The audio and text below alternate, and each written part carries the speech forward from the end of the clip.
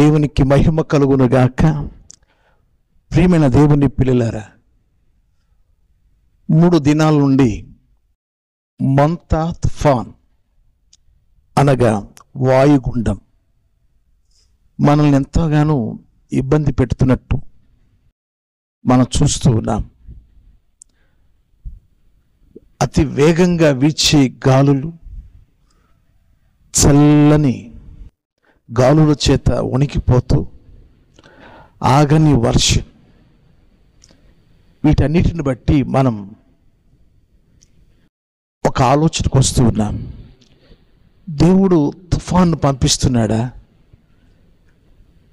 ఈ తుఫాను ద్వారా మనం నేర్చుకోవలసిన విషయాలు ఈరోజు మనం తెలుసుకుందాం. ప్రియులారా, తుఫాను ఎందుకు వస్తుంది, ఎలా వస్తుంది అనేది మనము లేఖనములోకి వెళ్ళి మనం తెలుసుకుందాం. తుఫాను అనగానే భయపడిపోతూ ఉంటారు. లోతట్టు ప్రాంతంలో ఉన్నవారు సురక్షితమైన స్థలాలలోకి ప్రభుత్వం వారు తోడుకుని వెళ్ళడం, వారికి కావలసిన సదుపాయాలు సమకూర్చడం, సహాయ సహకారాలు జరుగుతూ ఉంటాయి. లోతట్టు ప్రాంతంలో ఉన్నవారు వారిని ఉన్నత స్థలాలలోకి వారిని తీసుకువెళ్ళడం మనం చూస్తూ ఉంటాం. ఏది ఏమైనా తుఫాను ద్వారా కొంత నష్టం జరుగుతుంది. అనేక పంటలు పాడైపోతూ ఉన్నాయి, రాకపోకలు స్తంభించిపోతూ ఉన్నాయి, వాహనాలు ఎక్కడి వాహనాలు అక్కడ ఆగిపోవడం, ఈ తుఫాను ద్వారా ఎక్కడి నీళ్లు అక్కడ ఆగిపోవడం చేత ప్రయాణ సదుపాయాలు లేకపోవడం, ఇలాంటి ఇబ్బందులను మనం చూస్తూ ఉంటాం. ఎందుకు ఇటువంటి ఇబ్బందులు దేవుడు కలిగిస్తున్నాడని మీకు ఒకవేళ ఆలోచన కూడా వస్తుంది. ప్రియులారా, తుఫాను గురించిన విషయాలు లేఖనంలో మనకు చెప్పుచున్న కొన్ని ఆత్మీయ సత్యాలను మనం నేర్చుకుందాం. యోబు గ్రంథం 37వ అధ్యాయం 9వ వాక్యాన్ని మనం చదువుకున్నప్పుడు, మరుగు స్థానములో నుండి తుఫాను వచ్చును, ఉత్తర దిక్కు నుండి చలి వచ్చును. అంటే మనకు తెలియని స్థానంలో నుండి తుఫాను అంటే వాయుగుండం వస్తుంది, ఉత్తర దిక్కు నుండి దీనికి సహాయంగా చలి వస్తుంది. ఈ తుఫాను సమయంలో విపరీతమైన చలి, ఆ చలి చేత చాలా అవస్థలు పడుతూ ఉంటాం. దీనిని గురించి మనం ఏమి తెలుసుకోవాలి? మరుగైన స్థానంలో నుంచి తుఫాను వస్తుంది. ఆ వివరాల్లోకి మనం వెళ్ళక మునుపు మరొక వాక్యాన్ని మీకు చూపిస్తాను. 107వ కీర్తన 25వ వాక్యాన్ని మనం చదువుకున్నప్పుడు, ఆయన సెలవీయగా తుఫాను పుట్టెను, అది దాని తరంగములను పైకెత్తెను. దేవుడు సెలవిస్తేనే ఈ తుఫాను వస్తుంది అని, సముద్ర తరంగములు పైకి లేస్తాయని మనం చూస్తున్నాం. అంటే తుఫాను దేవుని ఆజ్ఞను నెరవేరుస్తుంది. దేవుని ఆజ్ఞ నెరవేరుస్తుంది అంటే దేవుడు ఆజ్ఞ ఇస్తేనే ఈ తుఫాను వస్తుంది అని మనం తెలుసుకోవాలి. 148వ కీర్తనలో 8వ వాక్యంలో కూడా ఆయన ఆజ్ఞ ఇయ్యగా నెరవేర్చు తుఫాను అన్న మాట ఉంటుంది. అంటే ఆయన ఆజ్ఞ నెరవేర్చడానికి ఈ తుఫాను సిద్ధంగా ఉంది. అంటే దేవుడు మాట ద్వారానే ఈ తుఫాను వస్తుంది అని మనం తెలుసుకోవాలి. ఈరోజు ప్రియ దేవుని పిల్లరా, తుఫాను ద్వారా కలుగుచున్న అనేక అంతరాయాలను బట్టి, తుఫాను ద్వారా కలుగుచున్న నష్టాలను బట్టి దేవుడు ఎందుకు తుఫానుకు ఆజ్ఞ ఇస్తున్నాడు అన్న ఆలోచన మీకు వచ్చే ఉంటుంది. సరే, మరొక వాక్యం చూపిస్తాను. 107వ కీర్తన 29వ వాక్యం. ఆయన తుఫాను ఆపివేయగా దాని తరంగములు అణిగిపోయెను. ఇందాకేమో తరంగాలు లేచినట్టు, తుఫానుకు సెలవిచ్చినప్పుడు తరంగాలు లేచినట్టు చూసాం.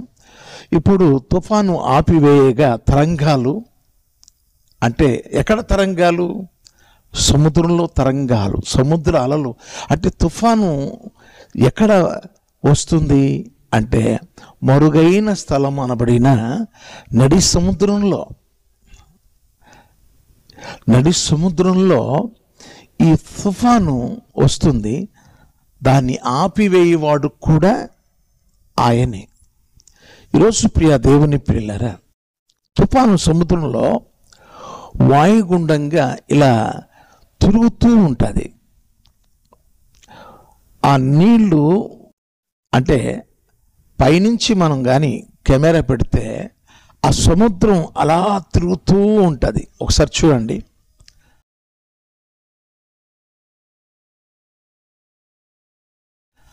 తిరుగుతూ అది పైకి ఎగసిపోతూ ఉంటుంది. దానిని కూడా చూడండి.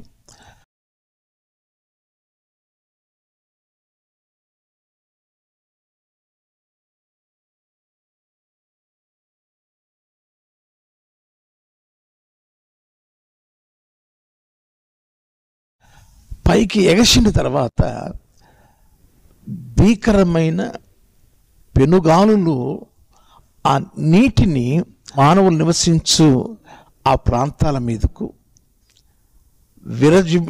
వెదజల్లినట్టు దాన్ని ఏమంటారంటే తీరము దాటెను. అంటే పైకి ఎగసిన ఈ తరంగాలు తీరము దాటెను అంటే అప్పుడు విపరీతమైన గాలులు, విపరీతమైన వర్షాలు, ప్రచండమైన వర్షాలు మన మీద పడినప్పుడు దానికి తట్టుకోలేం. ఎందుకు తుఫాను పంపిస్తున్నాడు? దేనికోసం తుఫాను పంపిస్తున్నాడు? ప్రియమైన దేవుని పిల్లరా, మనం ఒక్కసారి యోనా గ్రంథానికి వెళ్ళినప్పుడు యోనాకు అంటే ఆయన ప్రవక్త కనుక నినివే ప్రజలు నశించిపోతున్నారు, నేను వారిని శిక్షించబోతున్నాను, వెళ్ళి చెప్పు అని పని అప్పగించినాడు. వారికి వెళ్ళి చెప్తే ఏం మారుతారులే, దేవుని మాట వినకనే కదా వాళ్ళు పాడైపోయారు, వాళ్ళకి చెప్పాల్సిన పని ఏముంది అని తన సొంత నిర్ణయంతో దేవుడు చెప్పిన పనిని చేయక, దేవుని మాటను వినక తర్షీషుకు వెళ్ళే ఓడలోకి వెళ్ళి అతడు పడుకొని నిద్రపోతున్నాడు. నేను మీకు అర్థమయ్యేటట్టుగా ఆ వాక్యాలు చదివి వినిపిస్తాను. యోనా గ్రంథం 1వ అధ్యాయం 4వ వాక్యాన్ని మనం చదవగా, యెహోవా సముద్రం మీద పెద్ద గాలి పుట్టింపక సముద్రమందు గొప్ప తుఫాను రేగి ఓడ బద్దలైపోవు గతి పట్టెను, ఓడ బద్దలైపోవు గతి వచ్చాను. అంటే సముద్రం మీదకి పెద్ద గాలి దేవుడు పుట్టించినప్పుడు సముద్రమందు గొప్ప తుఫాను రేగింది. ఆ తుఫాను ఎలా ఉంది అంటే ఓడ బద్దలైపోయే పరిస్థితికి వచ్చేసింది. అంటే దాని యొక్క తీవ్రత, తుఫాను యొక్క తీవ్రత ఓడల్లో పగిలిపోయే పరిస్థితి. నా ప్రియ దేవుని పిల్లరా, చూడండి, తుఫాను వచ్చినప్పుడు అసలు ఎంత వేగంగా ఆ గాలులు వీస్తాయో, ఆ గాలులకు ఈ చెట్లు ఎట్లా ఊగుతుంటాయో ఒకసారి చూడండి. ఒకసారి సముద్రాన్ని కూడా చూడండి, ఆ సముద్ర పరిస్థితులు చూడండి. ఒకసారి అల్లకొల్లంగా మారిపోయింది కదా. ప్రజలు ఎంత ఇబ్బంది పడుతున్నారు చూడండి. వారి ప్రయాణాలు, వారు నీళ్ళల్లో నుంచి వారి వాహనాలను ఎంత బాధాకరంగా ఎంత బాధతో వారు వెళుతున్నారో అది కూడా చూడండి. ఎందుకు ఈ తుఫాను దేవుడు మనుషుల మీదకి పంపిస్తున్నాడు అంటే, ఇక్కడ చూడండి, యోనా గ్రంథం 1వ అధ్యాయం 12వ వాక్యంలో, నన్ను బట్టి ఈ గొప్ప తుఫాను మీ మీదికి వచ్చానని నాకు తెలిసి ఉన్నది. నన్ను ఎత్తి సముద్రంలో పడవేయుడి, అప్పుడు సముద్రము మీ మీదికి రాకుండా నిమ్మళించునని అతడు వారితో చెప్పాను. నన్ను బట్టి ఈ గొప్ప తుఫాను మీ మీదికి వచ్చాను. నన్ను బట్టి అంటే నేను దేవుని మాట వినక, దేవుని మాటకు నేను తిరస్కరించి, వెళ్ళమన్న చోటికి నేను వెళ్ళకుండా మరో చోటికి వెళ్ళడానికి నేను ఈ ఓడలో ఎక్కాను గనక, నన్ను బట్టి ఓడ పగిలిపోయే స్థితికి వచ్చేసింది. మీరు క్షేమంగా ఉండాలంటే, తుఫాను ఆగాలంటే నన్ను సముద్రంలో పడవేయండి. నన్ను బట్టి ఈ తుఫాను వచ్చింది అంటే మనకేమర్థమవుతుంది? మనుషులు దేవుని మాట వినకపోతే ఈ తుఫాను వస్తుంది అని మనకు అర్థమవుతుంది. ఈరోజు ప్రియ దేవుని పిల్లలారా, దేవుని మాట వినని ప్రజలు నేడు ఆయా స్థలాలలో, ఆయా ప్రాంతాలలో మనకు కనబడుతున్నారు. ప్రియులారా, విపరీతంగా దేవుడు లేడని మాట్లాడుతున్నారు. ఆ దేవుడు యేసే అంటే యేసును దేవుడు కాదు అంటున్నారు. మత ఛాందస్వాదులు దేవునికి తిరుగుబాటు చేసి దేవునిని ఆరాధించక ఈ సృష్టిని పూజిస్తూ ఉన్నారు. నిజదేవుణ్ణి ఎరుగకపోవడం చేత దేవుడు మాట వినని ప్రజల మీదికి ఆయన తుఫానును పంపిస్తున్నాడు. ఇదేం న్యాయం అండి? దేవుని నమ్ముకున్న పిల్లలు ఉన్నారు కదా, మరి మా మీదికి కూడా ఆ నష్టము వస్తుంది కదా అని మీరు అనొచ్చు. ప్రియ దేవుని పిల్లరా, దేవుని పిల్లలు ఒకవేళ నష్టపడినా ఆయనకు సంతోషమే, చనిపోయినా కూడా సంతోషమే. ఎందుకంటే వారు చనిపోతే దేవుడున్న స్థలానికి వచ్చేస్తారు. దేవుడు లేడు అన్న మాటకి దేవునికి ఎంత తీవ్రమైన బాధ కలుగుతుందో. ఆయన వాడుకునే సాధనం ఏంటి? తుఫాను. ఎందుకు అంటే ఎంతగా ఎన్నిసార్లు చెప్పినా లోబడకపోతే హఠాత్తుగా ఇటువంటి తుఫాను, అపాయకరమైన తుఫాను ద్వారా నష్టాలు హెచ్చరికగా పంపిస్తాడు.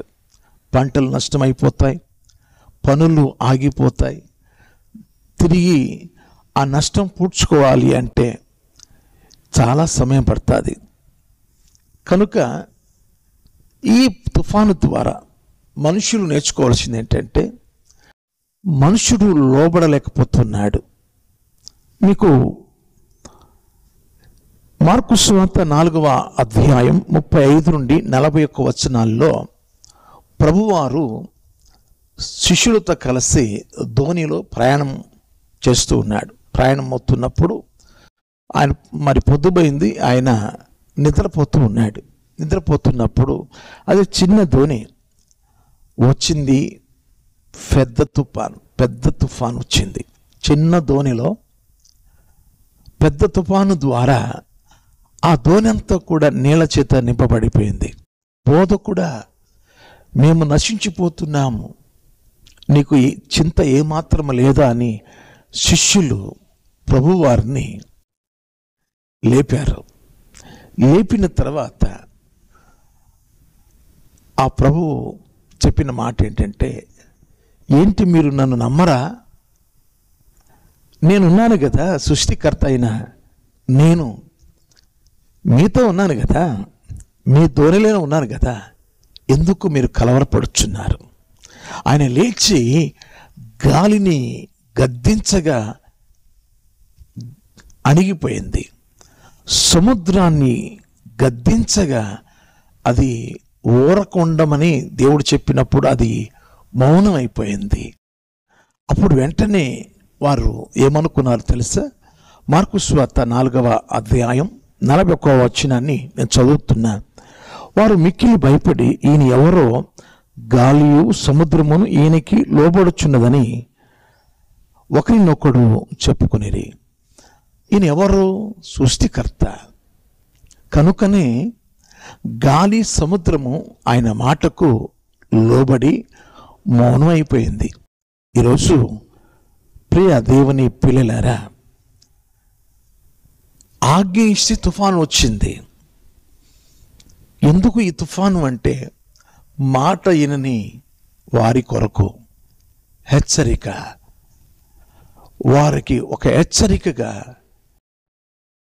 దేవుడు పంపిస్తున్నాడు. విపరీతమైన పాప కార్యాలు ఆయన చూడలేకపోతున్నాడు. భయంకరమైన వయసుతో తారతమ్యం లేకుండగా జారత్వ కార్యాలు, వ్యభిచార కార్యాలు, తల్లి చెల్లి అని కానరాక పరస్త్రీ ఎవరైతే మనకెందుకు, వయసుతో తారతమ్యం లేకుండా ఇటువంటి భయంకరమైన కృత్యములు దేవుడు చూడలేకపోతున్నాడు. భక్తులు భక్తిహీనులు మిళితమై ఉన్న ఈ యొక్క మరి దేశంలో హెచ్చరికగా దేవుడు తుఫానును పంపిస్తున్నాడు. తుఫాను హెచ్చరిక మనుషులకు గవర్నమెంట్ వారు టీవీల ద్వారా, రేడియోల ద్వారా, ఈ యొక్క మీడియా ద్వారా కూడా హెచ్చరిక. ఎక్కడి వారు అక్కడ బయటికి రాకుండా మీ గృహాలలోనే ఉండండి. ఎందుకు హెచ్చరిక అంటే దీని ద్వారా అపాయములో మీరు పడిపోకుండా, చిక్కుకోకుండా మీ మట్టుకు మీరు జాగ్రత్తగా ఉండండి. ప్రియ దేవుని పిల్లలరా, వారికి తెలియదు ఎందుకు ఈ తుఫాన్ వస్తుందో. గవర్నమెంట్ వారికి ఏం తెలుసు? సముద్రంలో గిరగిరగిర సముద్రం తిరుగుతుంది, అది చూపిస్తారు. అది ఎంత ఎత్తు ఎదుగుతుందో అది చూపిస్తారు.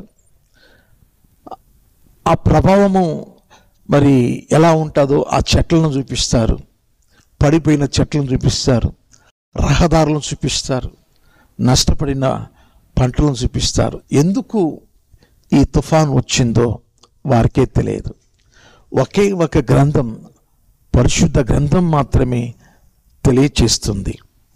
మాట వినని ప్రజలకు హెచ్చరికగా దేవునికి లోబడడానికి, దేవుడు ఉన్నాడు అని నమ్మడానికి, దేవుడు సృష్టికర్త అని తెలుసుకోవడానికి హెచ్చరికగా ఈ తుఫానును దేవుడు పంపిస్తున్నాడు.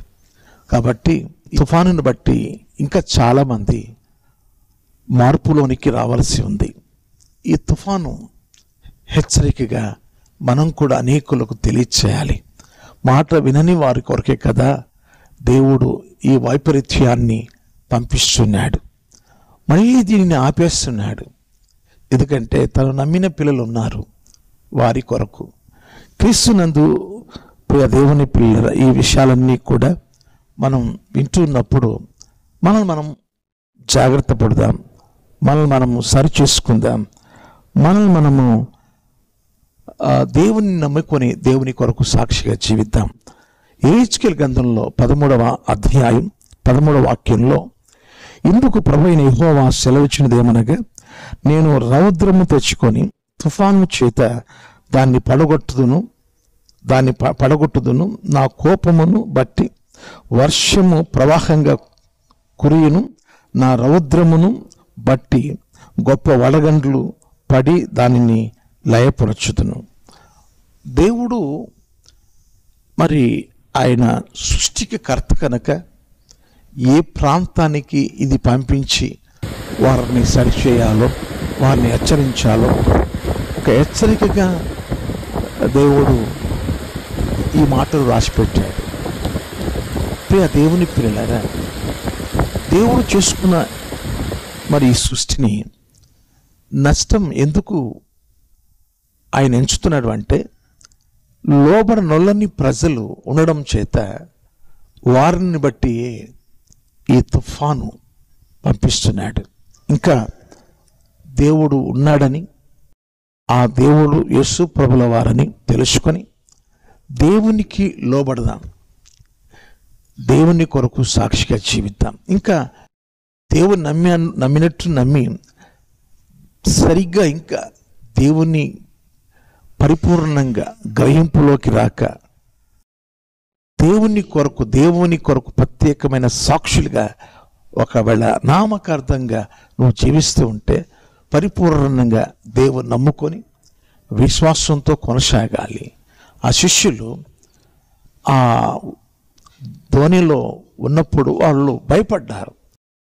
మేము నశించిపోతున్నాము, బోధ కూడా నీకు చింత ఏమీ లేదని అవిశ్వాసంతో వారు మాట్లాడారు. ప్రభు చెప్పిన మాట, మీరు ఎందుకు ఇంకా నన్ను నమ్మలేకపోతున్నారు?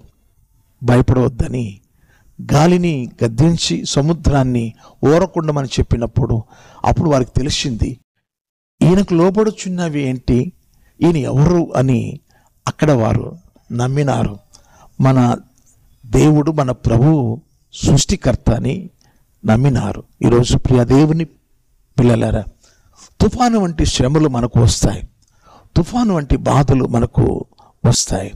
వాటిని అణిచేవాడు మనకున్నాడు, దాన్ని తీసివేసే దేవుడు మనకు ఉన్నాడు. ఈ వైపరీత్యమును తొలగించి తిరిగి నిమ్మలపరిచే దేవుడు మనకున్నాడు. ఒక హెచ్చరిక, ఎక్కడ పాపం విస్తరించిపోతుందో అక్కడ దేవుని సువార్తను చెప్పడానికి దేవుడు తన సేవకులను పంపించినప్పుడు ఆటంకాలు, అవంతరాలు కలిగించే చోట ఎక్కడ విపరీతమైన పాపం జరుగుతుందో ఆయా స్థలాలలోకి ఈ తుఫాను దేవుడు పంపిస్తున్నాడు. ఇది ఇందులో ఉన్న పరమార్థం. మరో వీడియోలో మీతో కలుస్తాను. దేవుని కృప అంతవరకు మీకు తోడుగా ఉండి నడిపించును గాక. May God bless you. Thank you. వందనాలు.